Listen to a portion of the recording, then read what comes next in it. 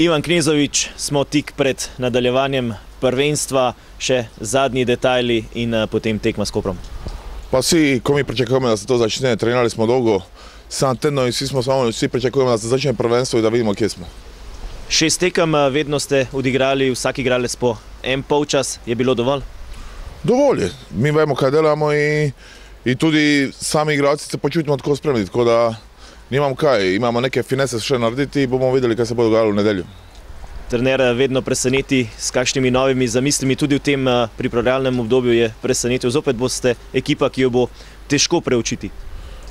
Pa mogoče, ne veš, on nas spremlja, kako govori skozi, ko nas spremlja, kad neki igralec pokaže neki večji, on ga daje na to, da dole v drugo mesto da igra i to nič ni spremljeno, svi mi lako igramo več pozicijo v monoštvu, tako da brez problema se kosimo s svim nekim zadaćama koje stavi pred nas.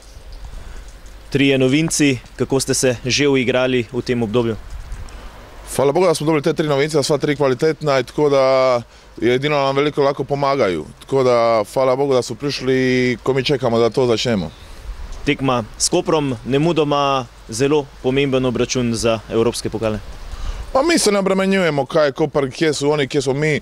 Mi vedno pogledamo njih pa ih malo analiziramo i to je to, ali da se neki obremenjuju nismo.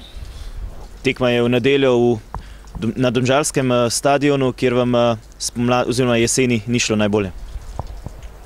Zdaj bomo to spremenili pa bo šlo še bolje. Zdaj bomo počeli zmagovati. Kaj pričakujete za pomlad in kakšne Domžale bomo gledali? Vedno boste gledali borbene i velike tekačke Domžale, tako da jedino to lahko povem, da bomo dali sve od sebe i da bomo nadaljevani dali čim kaj veći u našim močeh.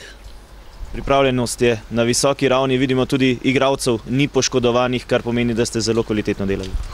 Kvalitetno smo delali i veliko smo delali, tako da noben od nas ne more povedati da nismo spremni kad smo spremni. Zdaj samo te neke male finese, kad sam rekao prej, tako da to je to. Najlepša hvala. Hvala.